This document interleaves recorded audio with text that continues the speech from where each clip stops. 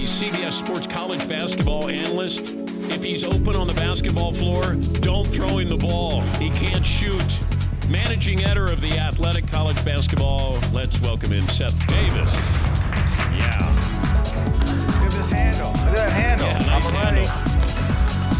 Yeah, and here he comes. Hello, everybody. Yeah. Hello, everybody. First of all, that's completely inaccurate. And in guard. That's completely inaccurate. I can't shoot. I can't make. You were terrible out there. I was bad. I choked. I made a few before the cameras are on me, and Yeah, but Paulie said to you right before the cameras came on. What did he say to you? whatever you don't curse. Yeah, and what did you do after you missed? I cursed. You missed 8 shots in a row. Which is worthy of profanity. If my career is going to end, it should end because I uttered profanity after missing a lot of shots. In a big group of guys who have done the same. I appreciate that. We've done that.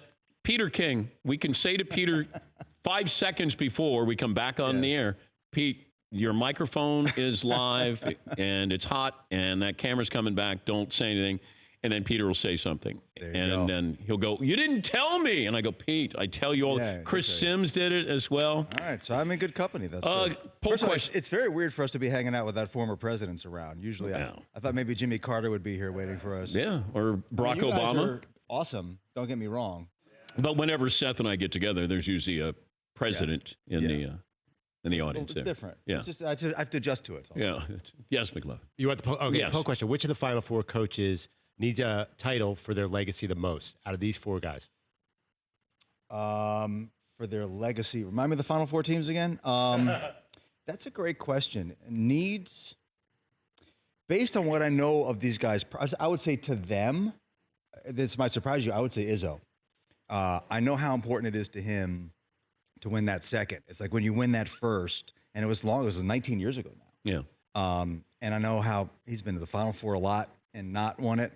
And then, what he went through and what the school went through. I mean, there are very few relationships in all of college sports between like the one between Tom Izzo and Michigan State University. He took all of that very, very personally, and still carries a lot of pain from that, frankly. So, Are you talking about the whole the Nasser thing and everything, and all the fallout from it? I mean, he wasn't obviously involved in that part of it. So, I know how important. It's like when you win that first one, you want the second one so badly. I just think Bruce Pearl would need it more than anybody. Well, there's need and there's want. I mean, he is. Funny, I just saw him, walking out of here, and with what he went through at Tennessee. I don't know. I mean, listen. I mean, winning a national championship. I mean, you could say about the same thing about Tony Bennett. I heard you talking about.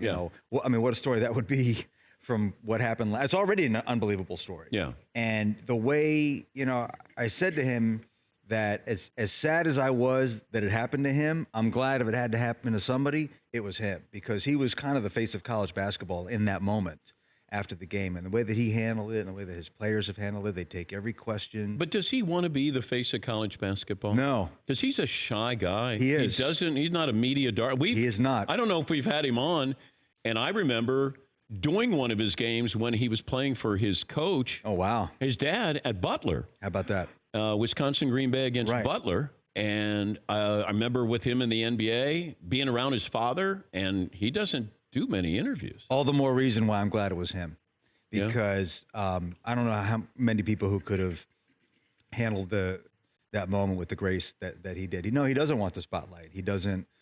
He's polite. He's a gentleman, and when you get him as a media guy, he's great. It's just, and he's never big timing you. He's almost like, it's about the program. It's about the kids. He just wants to coach. Well, his dad's old school. His dad's out of a 1950s movie or something. Yeah. But I always appreciated Tony, the way he played. He was a very good player, played in the NBA. Yep. Chris Beard, he just signed a contract extension. How about that? Last year. That's not good timing. It must mean he's not going anywhere. That's not good timing. It must mean he's not taking another job, right? Nate Oates signed an extension. He had that for like 4 days. How hot would he be if he won Monday night? Who, Chris Beard? Yeah.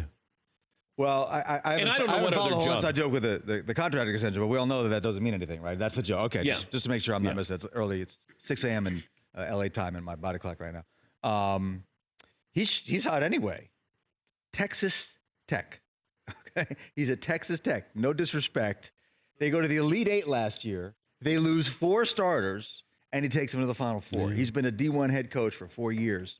But he's home. You know, I mean, he could stay at Texas Tech for a long time. Well, he was there under Bob Knight for a decade. Many years. Yeah. And his daughters are. He must like Lubbock. Yes. I mean, he must like that area there. Yeah, he does. And he's got his daughters live there. So that was a big reason why he left UNLV to go to Texas Tech. And, you know, listen, he's shown that you can win there. And people say, well, he should get, what other job? You know, I mean, he probably could have had UCLA. I know they reached out to him. There was communication. Okay, explain this to me. Yes. If you're UCLA and you're going after John Calipari. Okay. Okay, how does it get to the point where they offer him a contract? Well, they formally asked Kentucky to speak with Calipari. So that step had to be taken before the real conversations could take place. All these other guys they've sort of reached out to through the search firms and the back channels and the money guy and the Bob Myers and this guy, like it's all kind of, but the Calipari discussions were very direct and very substantive. Now, how close did he really come to saying yes? Probably not very. You know, Cal wears his heart on his sleeve. Wouldn't it help if they gave him more money than he was making at Kentucky, Seth? Well, listen, by UCLA standards, they broke the bank. I mean, UCLA is infamous. Remember, John Wood never made more than 32.5. That's 1,000, by the way, not million. So they have historically, traditionally had it's like, you should be paying us to coach here. And so for them to get 6 years, $48 million, that's a lot of scratch in most places. Now, Kentucky, a little bit different cost of living, Lexington to LA, I understand. But their pitch to him was more, you know, just by coming here, we'll build a statue of you. And in some ways, being in LA is a little bit more suited to his personality. It's a sports town. Pro sports town, so like they love UCLA when you win. They'll hang a banner if you win a championship. Otherwise, they'll just go pick on LeBron and Luke Walton. Pressure is the thing that would have had him leave Kentucky? Yes. Because he's supposed to win championships. UCLA, they're happy if you're mentioned as a possible championship caliber team. Yeah, it's interesting. Like UCLA, and they have the same high expectations, but they don't have the same investment on the part of the fans. They barely show up to the big games. You know, they come late because they're all surfing. At Kentucky, it's the only show in town. I mean, what he's done at Kentucky is astounding. Like, if anybody could look at his record at Kentucky and think somehow they're not measuring up, and I don't know where we got to this point in the narrative that just because you have players who are going to be drafted high, that means that they know how to win a college game today. Like this whole thing about like Duke and the whole one and done thing.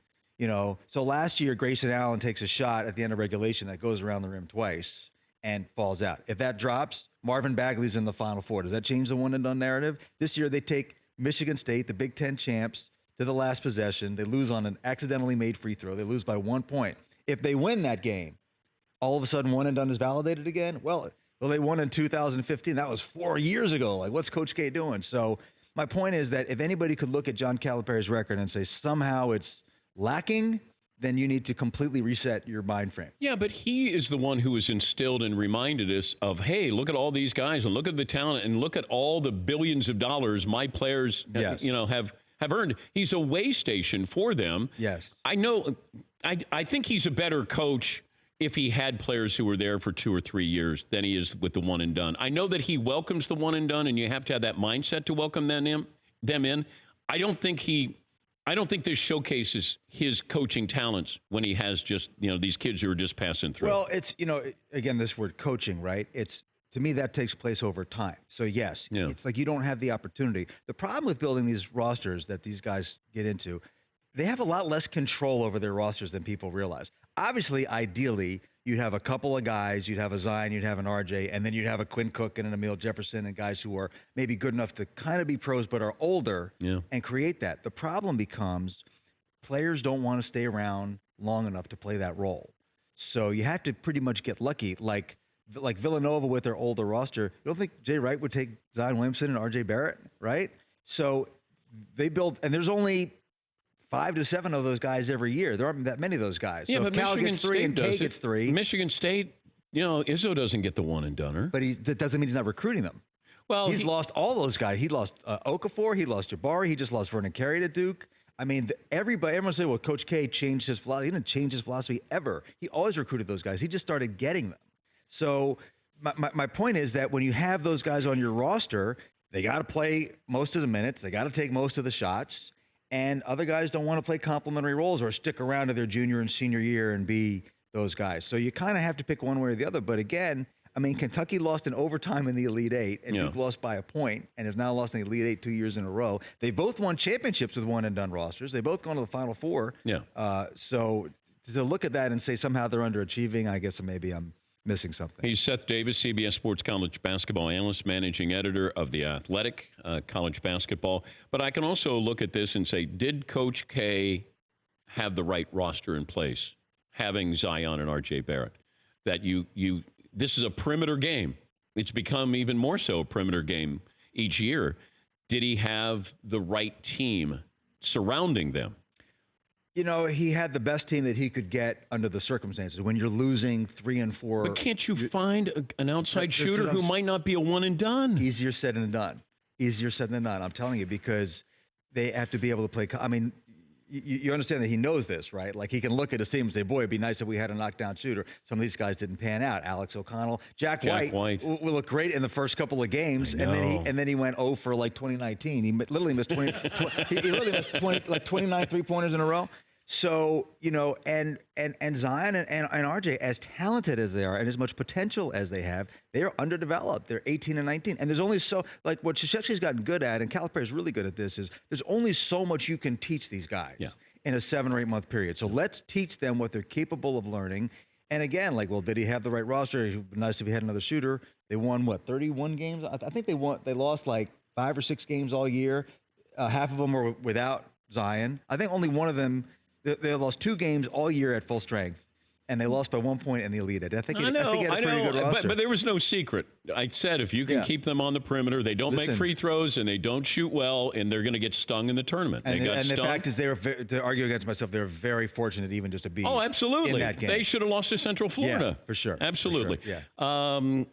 Zion Williamson, then Ja Morant, would you say? Yes. Those are the top 2? Yes, no question. And then everybody else falls. I still think RJ is going to go third. Ja Morant is really special. And it really wasn't until that Marquette game, and it's not because of how good of a team Marquette is, which obviously they are. It was the circumstances. It was the stage. It was I've been watching him all year. I'm like, I call Gumby and his athleticism, everything that he does great. And so he steps up not only in competition, but now, like, he knows everyone's watching him, they've heard about him. And for him to perform the way that he did under those circumstances, to me, shows me what's going on up here is pretty special. So, yeah. We've had this question here the last couple of days. I don't know how it emerged, but the most talented player in Duke history. And it feels like we're pushing Leitner to the side. He's the most accomplished. But again, you have to define the word. How are we defining talented? Exactly. So you tell me, how are we defining talented? I think it's athleticism is what we're trying to do, because now we're trying to make the argument Zion is the most talented player that Duke has ever had. But if I'm saying total game, I'm taking Grant Hill. Yes. Jay Williams had a chance to be a really special player there at Duke. I mean, Leitner, to me, it depends on, he doesn't jump over people. He's not going to blow by you. But if there was a game on the line and you said, I can have Leitner or I can have Zion or Grant Hill or anybody, I'd take Leitner over anybody in modern college basketball history with a game on the line. Right. Yeah. See, I define the word talent a lot more broadly than other people. I mean, I think, like what I just said about Ja, like the fact that he was able to bring that intensity without overdoing it, that to me is a talent. So up here is a talent. Your work ethic is a talent. Your consistency is a talent. Your energy is a talent. Your ability to perform under extreme pressure is a talent. So, and again, we say in Duke history, are we talking about while they were at Duke or what they did in the NBA or their potential? Because you could make a case that Kyrie is in that case. At Duke. Yeah. So if I'm saying, I mean, certainly the most accomplished, the best player in the history of Duke is Christian Laettner. I don't think you can even argue otherwise. The talent, I think, as you're defining it, I would lean more towards Grant Hill. I would put Bobby Hurley in that category as well. I mean, unbelievable quickness, toughness, decision making, setting the tone. Johnny Dawkins comes to mind. Oh, Johnny Dawkins I'd put in there before Hurley. Yeah, big time. Big time. Well, again, different levels, talent can be, running and jumping. That's part of talent, but to me, I define it very, very broadly. Who plays Monday night? I like the favorites. I like Michigan State and Virginia, and it just feels like Spartans. It feels like every time they've had to figure out a way they've figured out a way. And they're, sometimes it's a guy who hasn't done much all season, which has been the case lately, and just guys stepping up at the right time. It feels like Michigan State's year. Yes, McLevin. I just want to check in with Seth for a second. I want to make sure, he had Purdue in the Final Four. I did. But probably the reason they make it because Carson Edwards was so brutally fouled at the end of that Tennessee game. Oh, goodness. The king of Twitter. You guys have been debating this on Twitter. This is not subject to debate. It is a fact that he was fouled. McLevin, you have 20 seconds to make your case. You may not like the rule. No, technically he may have been fouled, but it was such a soft call. Technically, there's 500 fouls a game. So in other words, he was fouled. Yeah, but you don't call everything. If you called everything, you had 7,000. So in other words, he was fouled. According to the week. Your Honor, please direct the witness to answer the question. Yes or no, was he fouled? Yes or no? And what about the play that I tweeted you at the end of Duke where the guy jumped into his knee? The final. He didn't. I mean, the defender kicked his leg. The defender jumped. And by the way, the reason why you can't. How about we take a break and we just let you guys you can't talk? Jump at him. Seth, thanks for stopping by. For more Dan Patrick Show, tune to Audience Channel 239 on DirecTV or download the Dan Patrick Show app.